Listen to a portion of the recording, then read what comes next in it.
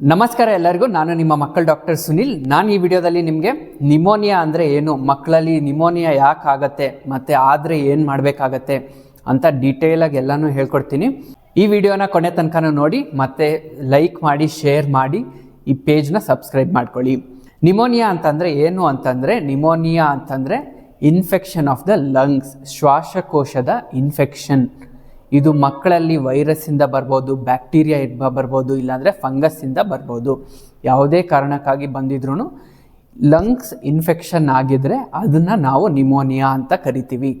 ಮತ್ತು ಈ ನಿಮೋನಿಯಾ ಲಕ್ಷಣಗಳು ಏನು ಡಾಕ್ಟರ್ ಅಂತ ಕೇಳ್ತಾ ಇರ್ತೀರಾ. ಈ ನಿಮೋನಿಯಾ ಲಕ್ಷಣಗಳೇನು ಅಂತಂದರೆ, ಮಕ್ಕಳಿಗೆ ಕೋಲ್ಡ್, ಕಾಫ್, ಜ್ವರ ಬರ್ತಾ ಇರುತ್ತೆ, ಮತ್ತು ಮಗು ತುಂಬ ಸುಸ್ತಿರುತ್ತೆ, ಉಸಿರಾಟಕ್ಕೆ ತುಂಬ ತೊಂದರೆ ಇರುತ್ತೆ, ವೀಸಿಂಗ್ ಆಗ್ತಾ ಇರುತ್ತೆ, ಪಕ್ಕೆ ಎಳೀತಾ ಇರುತ್ತೆ. ನೀವು ನೋಡ್ಬೋದು ಮಕ್ಕಳಲ್ಲಿ ಉಸಿರಾಡಬೇಕಾದ್ರೆ ಒಳಗಡೆ ಮೇಲೆ ಒಳಗಡೆ ಮೇಲೆ ಒಳಗಡೆ ಮೇಲೆ ಈ ಥರ ಪಕ್ಕೆ ಎಳೀತಾ ಇರುತ್ತೆ.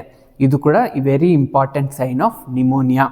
ಮತ್ತು ನೀವು ಮಗುನ ಡೈಲಿ ಅಬ್ಸರ್ವ್ ಮಾಡಿರ್ತೀರ, ನಾರ್ಮಲಾಗಿ ಹೇಗೆ ಉಸಿರಾಡ್ತಾ ಇದೆ ಅಂತ, ಎಷ್ಟು ಸತಿ ಉಸಿರಾಡ್ತಾ ಇದೆ ಅಂತ. ಈ ಥರ ಕೋಲ್ಡ್, ಕಾಫ್, ಫೀವರ್ ಇದ್ದಾಗ ಮಗು ಏನಾದರೂ ತುಂಬ ಜೋರಾಗಿ ಉಸಿರಾಡ್ತಾ ಇದೆ, 2 ತಿಂಗಳಿಂದ 1 ವರ್ಷದ ಮಗು ಉಸಿರಾಟ 1 ನಿಮಿಷದಲ್ಲಿ ಮೋರ್ ದ್ಯಾನ್ 50 ಟೈಮ್ಸ್ ಮಾಡ್ತಾ ಇದೆ, ಮತ್ತು 1 ವರ್ಷದಿಂದ 5 ವರ್ಷ ಮಗು ಉಸಿರಾಟ 1 ನಿಮಿಷದಲ್ಲಿ ಮೋರ್ ದ್ಯಾನ್ 40 ಟೈಮ್ಸ್ ಮಾಡ್ತಾ ಇದೆ, ಮೋರ್ ದ್ಯಾನ್ 5 ಇಯರ್ಸ್ ಇರೋ ಮಕ್ಕಳು ಉಸಿರಾಟ 1 ನಿಮಿಷದಲ್ಲಿ ಮೋರ್ ದ್ಯಾನ್ 30 ಟೈಮ್ಸ್ ಮಾಡ್ತಾ ಇದೆ ಅಂತಂದರೆ ಅದು ಜೋರಾಗಿ ಉಸಿರಾಟ ಆಗ್ತಾ ಇದೆ ಅಂತ ಅರ್ಥ. ಮೋರ್ ರೆಸ್ಪಿರೇಟರಿ ರೇಟ್ ಜಾಸ್ತಿ ಇದೆ ಅಂತ ಅರ್ಥ. ಇದು ನಿಮೋನಿಯಾದ ಇಂಪಾರ್ಟೆಂಟ್ ಸೈನ್. ಮತ್ತು ಚಿಕ್ಕ ಮಕ್ಕಳಲ್ಲಿ, ಸ್ಮಾಲ್ ಬೇಬೀಸಲ್ಲಿ ಈ ಥರವೆಲ್ಲನೂ ನಾವು ನೋಡದೇ ಇರ್ಬೋದು. ಇವರು ಯೂಶ್ವಲ್ ಆಗಿ ಕೋಲ್ಡ್, ಕಾಫ್ ಬಂದಾಗ ಹಾಲು ಕುಡಿತಾರೆ, ಆ್ಯಕ್ಟಿವ್ ಆಗಿರ್ತಾರೆ. ಬಟ್ ಈ ಥರ ನಿಮೋನಿಯಾ ಬಂದಾಗ ಇವರು ಆ್ಯಕ್ಟಿವ್ ಆಗಿರಲ್ಲ, ತುಂಬ ಉಸಿರಾಟಕ್ಕೆ ಪ್ರಾಬ್ಲಮ್ ಇರುತ್ತೆ, ಕತ್ತು ಮೇಲೆ ಕೆಳಗೆ ಈ ಥರ ಮಾಡ್ತಾ ಇರ್ತಾರೆ, ಪಕ್ಕೆ ಎಳೀತಾ ಇರುತ್ತೆ, ಹಾಲು ಚೆನ್ನಾಗಿ ಕುಡಿಯೋದಿಲ್ಲ, ತುಂಬ ಸುಸ್ತಾಗಿರುತ್ತೆ, ಆ್ಯಕ್ಟಿವ್ ಆಗಿರಲ್ಲ. ಇವೆಲ್ಲ ಸೈನ್ಸ್ ಕೂಡ ನಿಮೋನಿಯಾಗೆ ಫಿಟ್ ಆಗುತ್ತೆ. ಪೇರೆಂಟ್ಸ್ ಗಮನದಲ್ಲಿ ಇಟ್ಕೊಬೇಕಾಗಿರೋದು ಏನಂತಂದರೆ, ನಾರ್ಮಲ್ ಕೋಲ್ಡ್ ಕಾಫ್ ಆಗಿದೆಯಾ, ಥ್ರೋಟ್ ಇನ್ಫೆಕ್ಷನ್ ಆಗಿ ಕೋಲ್ಡ್ ಕಾಫ್ ಆಗಿದ್ದರೆ ಮಗು ಆ್ಯಕ್ಟಿವ್ ಆಗಿರುತ್ತೆ, ಹಾಲು ಚೆನ್ನಾಗಿ ಕುಡಿಯುತ್ತೆ, ನೀರು ಚೆನ್ನಾಗಿ ಕುಡಿಯುತ್ತೆ, ತುಂಬ ಜೋರಾಗಿ ಉಸಿರಾಟ ಇರೋದಿಲ್ಲ.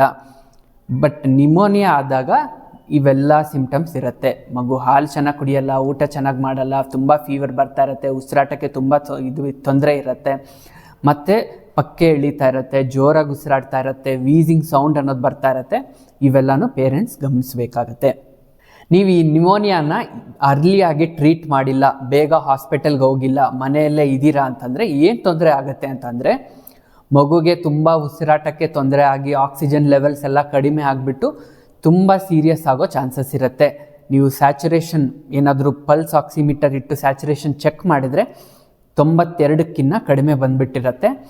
ಇವ್ರಿಗೆ ನಾವು ಇಮ್ಮಿಡಿಯೇಟಾಗಿ ಹಾಸ್ಪಿಟ್ಲಲ್ಲಿ ಅಡ್ಮಿಟ್ ಮಾಡಬೇಕಾಗತ್ತೆ. ಮತ್ತು ಈ ಥರ ಆಕ್ಸಿಜನ್ ಕಡಿಮೆ ಆಗೋದ್ರಿಂದ ಮಕ್ಕಳಿಗೆ ಬ್ರೈನು ಕೂಡ ಆಕ್ಸಿಜನ್ ಹೋಗೋದಿಲ್ಲ. ಇವ್ರಿಗೆ ನಾವು ಫಿಟ್ಸ್ ಆಗೋ ಚಾನ್ಸಸ್ ತುಂಬ ಜಾಸ್ತಿ ಇರುತ್ತೆ. ಮಕ್ಕಳಿಗೆ ನಿಮೋನಿಯಾ ಯಾಕೆ ಬರುತ್ತೆ, ಎಲ್ಲಿಂದ ಬರುತ್ತೆ, ಹೇಗೆ ಬರುತ್ತೆ ಅಂತ ಕೇಳ್ತಾ ಇರ್ತಾರೆ ಪೇರೆಂಟ್ಸ್. ಮಕ್ಕಳಿಗೆ ನಿಮೋನಿಯಾ ಅನ್ನೋದು ಇನ್ಫೆಕ್ಷನ್, ಚೆಸ್ಟ್ ಇನ್ಫೆಕ್ಷನ್. ಫಸ್ಟ್ ಸ್ಟಾರ್ಟಿಂಗಲ್ಲಿ ಥ್ರೋಟ್ ಇನ್ಫೆಕ್ಷನ್ ಆಗಿರ್ಬೋದು, ಇಲ್ಲಾಂದರೆ ಬೇರೆ ಅಪ್ಪರ್ ರೆಸ್ಪಿರೇಟರಿ ಟ್ರ್ಯಾಕ್ಟ್ ಇನ್ಫೆಕ್ಷನ್ ಆಗಿರ್ಬೋದು. ಅದಾದಮೇಲೆ ಚೆಸ್ಟಿಗೆ ಕೂಡ ಇನ್ಫೆಕ್ಷನ್ ಆಗೋ ಚಾನ್ಸಸ್ ಇರುತ್ತೆ. ಇದು ಬೇರೆಯವರಿಂದ ಬ್ಯಾಕ್ಟೀರಿಯಲ್ ಇನ್ಫೆಕ್ಷನ್ ಸ್ಪ್ರೆಡ್ ಆಗಿರ್ಬೋದು, ಬೇರೆ ಯಾರಿಗೋ ಕೆಮ್ಮು, ನೆಗಡಿ, ಜ್ವರ ಇದೆ, ಅವ್ರಿಗೆ ಇನ್ಫೆಕ್ಷನ್ ಆಗಿದೆ, ಈ ಮಗುಗೆ ಬರ್ಬೋದು. ಮತ್ತು ಎಸ್ಪೆಷಲಿ ಮಕ್ಕಳಲ್ಲಿ, ಸ್ಮಾಲ್ ಬೇಬೀಸಲ್ಲಿ ಯಾರಿಗೆ ನ್ಯೂಟ್ರಿಷನ್ ಎಲ್ಲ ಕಡಿಮೆ ಇರುತ್ತೆ, ವೆಯ್ಟ್ ಕಡಿಮೆ ಇರ್ತಾರೆ, ಪ್ರೋಟೀನ್ಸ್, ಮಸಲ್ ಮಾಸ್ ಎಲ್ಲ ಕಡಿಮೆ ಇರುತ್ತೆ, ಇವ್ರಿಗೆ ಇಮ್ಯುನಿಟಿ ಅನ್ನೋದು ಕೂಡ ತುಂಬ ಕಡಿಮೆ ಇರುತ್ತೆ. ಈ ಮಕ್ಕಳಿಗೆ ನಾವು ಈಸಿಯಾಗಿ ನಿಮೋನಿಯಾ ಕ್ಯಾಚಪ್ ಆಗೋದು ನೋಡ್ತಾ ಇರ್ತೀವಿ. ಮತ್ತು ಈ ನಿಮೋನಿಯಾ ಇದ್ದಾಗ ಏನು ಮಾಡಬೇಕು ಡಾಕ್ಟರ್ ಅಂತ ಕೇಳಿದ್ರೆ, ಈ ನಿಮೋನಿಯಾ ಇದ್ದಾಗ ನೀವು ಹಾಸ್ಪಿಟಲ್ಗೆ ಇಮ್ಮಿಡಿಯೇಟಾಗಿ ಹೋಗಬೇಕಾಗತ್ತೆ. ಇವ್ಯಾವುದೇ ಸೈನ್ಸ್ ಇದೆ ಅಂತಂದರೆ ಹಾಸ್ಪಿಟಲಲ್ಲಿ ಡಾಕ್ಟರ್ ನಿಮಗೆ ಅಡ್ಮಿಟ್ ಆದರೂ ಮಾಡ್ತಾರೆ, ಇಲ್ಲಾಂದರೆ ಓರಲ್ ಆ್ಯಂಟಿಬಯೋಟಿಕ್ಸ್ ಕೊಡ್ತಾರೆ, ಸಿರಪ್ ಮೂಲಕ ಕೊಡ್ತಾರೆ. ಇದು ನೀವು ಸಿವಿಯಾರಿಟಿ ಮೇಲೆ ಡಿಪೆಂಡ್ ಆಗುತ್ತೆ. ಕೆಲವೊಂದು ಸತಿ ನಿಮೋನಿಯಾ ಅನ್ನೋದು ಮೈಲ್ಡಾಗಿರುತ್ತೆ, ಸ್ವಲ್ಪ ಕಡಿಮೆ ಇರುತ್ತೆ, ಅದು ಬೇಗ ವಾಸಿ ಆಗುತ್ತೆ. ಕೆಲವೊಂದು ಸತಿ ತುಂಬ ಸೀರಿಯಸ್ ಆಗಿರುತ್ತೆ, ಅದು ವಾಸಿ ಆಗೋದಿಲ್ಲ, ICU ಕೂಡ ಅಡ್ಮಿಟ್ ಮಾಡಬೇಕಾಗತ್ತೆ. ಇದೆಲ್ಲ ಬೇಸ್ಡ್ ಆನ್ ಸ್ಯಾಚುರೇಷನ್. ಕೈಗೆ ಪಲ್ಸ್ ಆಕ್ಸಿಮೀಟರ್ ಇಟ್ಟು ಚೆಕ್ ಮಾಡ್ತಾರಲ್ಲ, ಅದರಲ್ಲಿ ಗೊತ್ತಾಗುತ್ತೆ ಎಷ್ಟು ಸಿವಿಯಾರಿಟಿ ಇದೆ ಅಂತ. ಮತ್ತು ಇದ್ರ ಜೊತೆಗೆ ಕೆಲವೊಂದು ಬ್ಲಡ್ ಟೆಸ್ಟ್, ಎಕ್ಸ್ರೇ ಕೂಡ ಅಡ್ವೈಸ್ ಮಾಡ್ತಾರೆ. ಎಕ್ಸ್ರೇ ಮಾಡಿಸ್ಬೇಕಾಗತ್ತೆ. ಎಕ್ಸ್ರೇಲಿ ಏನಾದರೂ ಪ್ಯಾಚಸ್ ಇದೆಯಾ ಅಂತ ಗೊತ್ತಾಗುತ್ತೆ, ಇನ್ಫೆಕ್ಷನ್ ಎಲ್ಲಿದೆ ಅಂತ ಗೊತ್ತಾಗುತ್ತೆ. ಮತ್ತು ಬ್ಲಡ್ ಟೆಸ್ಟ್ CBC, CRP, ಬೇರೆ ಹಲವಾರು ಬ್ಲಡ್ ಕಲ್ಚರ್ ಎಲ್ಲನೂ ಬ್ಲಡ್ ಟೆಸ್ಟ್ ಮಾಡಿಸ್ಬೇಕಾಗತ್ತೆ. ಈ ಬ್ಲಡ್ ಟೆಸ್ಟಲ್ಲಿ ಕೂಡ ಇನ್ಫೆಕ್ಷನ್ ಎಷ್ಟಿದೆ, ಯಾವುದು ಆ್ಯಂಟಿಬಯೋಟಿಕ್ಸ್ ಹಾಕಬೇಕು ಅಂತೆಲ್ಲನೂ ಗೊತ್ತಾಗುತ್ತೆ. ಮತ್ತು ಆಕ್ಸಿಜನ್ ಸ್ಯಾಚುರೇಷನ್ ಅನ್ನೋದು ಏನಾದರೂ ಮೇಂಟೈನ್ ಆಗ್ತಾ ಇಲ್ಲ, ಮಗುಗೆ ತುಂಬ ಕಡಿಮೆ ಇದೆ ಅಂತಂದರೆ ಆಕ್ಸಿಜನ್ ರಿಕ್ವೈರ್ಮೆಂಟ್ ಕೂಡ ಇರುತ್ತೆ. ಮಕ್ಕಳಿಗೆ ಆಕ್ಸಿಜನ್ ಅನ್ನೋದು ಹಾಕ್ತಾರೆ ಮತ್ತು ನೆಬುಲೈಸೇಷನ್ ಅನ್ನೋದು ಕೂಡ ಕೊಡ್ತಾರೆ. ನೀವು ಗಮನದಲ್ಲಿ ಇಟ್ಕೊಬೇಕಾಗಿರೋದು ಏನಂದರೆ, ಈ ನೆಬುಲೈಸೇಷನ್ ಅನ್ನೋದು ನೀವು ಮನೆಯಲ್ಲಿ ನಿಮಗೆ ನೀವೇ ಹಾಕೋ ಹಾಗಿಲ್ಲ. ಇದು ಡಾಕ್ಟರ್ ಪ್ರಿಸ್ಕ್ರಿಪ್ಷನ್ ಇರಬೇಕು, ಡಾಕ್ಟರ್ ಚೆಕ್ ಮಾಡಿ ಹೇಳಬೇಕು, ಆವಾಗ ಹಾಕಬೇಕಾಗತ್ತೆ. ಮನೆಯಲ್ಲಿ ನೀವೇ ಹಾಕಿದ್ರೆ ಏನು ಪ್ರಾಬ್ಲಮ್ ಆಗುತ್ತೆ ಅಂತಂದರೆ, ಕೆಲವೊಂದು ಸತಿ ನಿಮಗೆ ಗೊತ್ತಾಗೋದಿಲ್ಲ. ಲಂಗ್ ಆಸ್ಕಲ್ಟೇಟ್ ಮಾಡಿ ಅದರಲ್ಲಿ ವೀಸ್ ಇದೆ ಅಂತಂದರೆ ಕೊಡಬೇಕಾಗತ್ತೆ. ಕೆಲವೊಂದು ಸತಿ ನೀವು ಹಾಗೆ ಕೊಟ್ಬಿಟ್ಟಿದ್ದೀರಾ ಅಂತಂದರೆ ಇದು ಜಾಸ್ತಿ ಆಗುತ್ತೆ, ಆಕ್ಸಿಜನ್ ಲೆವೆಲ್ಸ್ ಕಡಿಮೆ ಆಗೋ ಚಾನ್ಸಸ್ ಇರುತ್ತೆ. ಪೇರೆಂಟ್ಸ್ ಈ ನಿಮೋನಿಯಾ ಆಗಬಾರ್ದು ಮಕ್ಕಳಿಗೆ ಅಂದರೆ ಏನು ಪ್ರಿವೆಂಟಿವ್ ಸ್ಟೆಪ್ಸ್ ತೊಗೊಬೋದು ಅಂತಂದರೆ, ಮಕ್ಕಳಿಗೆ ಫ್ಲೂ ವ್ಯಾಕ್ಸಿನ್ ಅನ್ನೋದು ಹಾಕ್ಸ್ಬೋದು. ಇದು ಗೌರ್ಮೆಂಟ್ ಹಾಸ್ಪಿಟಲಲ್ಲಿ ಕೊಡೋದಿಲ್ಲ, ಇದು ಪ್ರೈವೇಟ್ ಸೆಟಪ್ಪಲ್ಲಿ ಕೊಡ್ತಾರೆ. ಈ ಫ್ಲೂ ವ್ಯಾಕ್ಸಿನ್ ಏನಕ್ಕೆ ಕೊಡಬೇಕಪ್ಪ ಅಂತಂದರೆ, ಈ ಫ್ಲೂ ವ್ಯಾಕ್ಸಿನ್ ಅನ್ನೋದು ವೈರಲ್ ನಿಮೋನಿಯಾಯಿಂದ ಮಕ್ಕಳನ್ನು ಪ್ರಿವೆಂಟ್ ಮಾಡುತ್ತೆ. ಇದು ಯಾವಾಗ ಹಾಕ್ಸ್ಬೇಕು ಅಂತಂದರೆ, ಬೇಬೀಸ್ಗೆ 6 ಮಂತ್ಸ್ ಕಂಪ್ಲೀಟ್ ಆದಮೇಲೆ 1 ಡೋಸ್ ಕೊಡಬೇಕಾಗತ್ತೆ, 7 ಮಂತ್ಸ್ ಕಂಪ್ಲೀಟ್ ಆದಮೇಲೆ ಇನ್ನೊಂದು ಡೋಸ್ ಕೊಡಬೇಕಾಗತ್ತೆ. ಇದು 2 ಡೋಸಸ್ ವಿತಿನ್ 1 ಇಯರ್ ಕೊಡಬೇಕಾಗತ್ತೆ. ಮತ್ತು ಎವ್ರಿ ಇಯರ್ 1 ಡೋಸ್ ತೊಗೊಬೇಕಾಗತ್ತೆ. ಅಪ್ ಟು 5 ಇಯರ್ಸ್ ತೊಗೊಂಡ್ರೆ ಸಾಕು. ಮತ್ತು ಮನೆಯಲ್ಲಿ ಸ್ಮಾಲ್ ಬೇಬೀಸ್ ಇದೆ ಅಂದರೆ ಯೂಶ್ವಲಿ ಟ್ರಾವೆಲ್ ಮಾಡೋದನ್ನು ಅವಾಯ್ಡ್ ಮಾಡಿ. ಟ್ರಾವೆಲ್ ಮಾಡಿದ್ರೂ ಸೇಫಾಗಿರಿ.